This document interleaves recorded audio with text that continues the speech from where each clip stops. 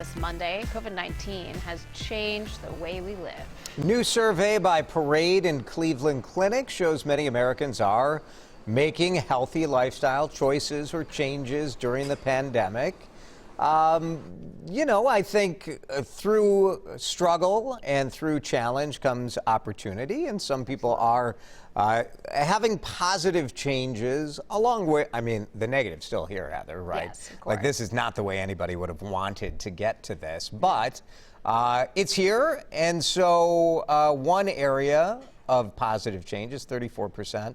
Right. Say they feel closer to their families. Because you have to remember, when you're talking about health, mental health is a very big part of it too. It's not just the physical health that we're talking about. So 65% of people are reevaluating how they spend their time, which is something that I think was really important early on in the pandemic, when we really were confined to our homes, and you started to realize, well, maybe I don't need to be doing all of these things that are pulling me every single which way. Right. And then people are really taking stock. 60% almost say that they're reevaluating their life goals. Right. It's a big deal. Yeah, that's good, right? I don't know. I don't know. We don't know what that means. They needed a kick in the means. pants. I don't know. Yeah, and whether people are going to take action or not Right. is a different thing.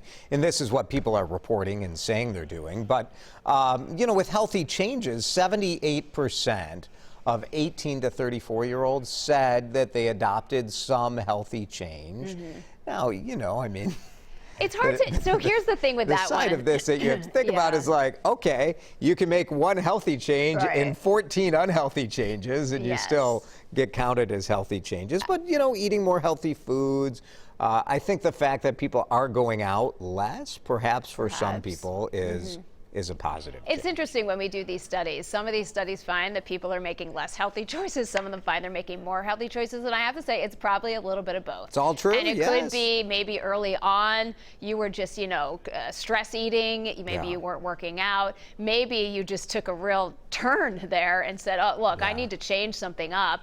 I need to get healthy again. And that could be where there's coming from. If 34% say they're eating more healthy foods, that does mean that 66% did not say they're eating more healthy foods. So I don't know. I'm kind of interested in the forward-looking stuff in this. 78% said they're not going to spend holidays as they normally do. Only 9% say they'll go to, the usual Christmas church service. Right.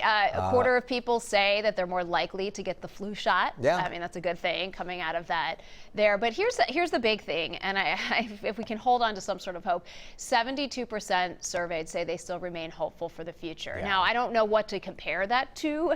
Right. What was that number would have been pre-pandemic, but the fact that, a majority of people are saying that they have hope. Yeah.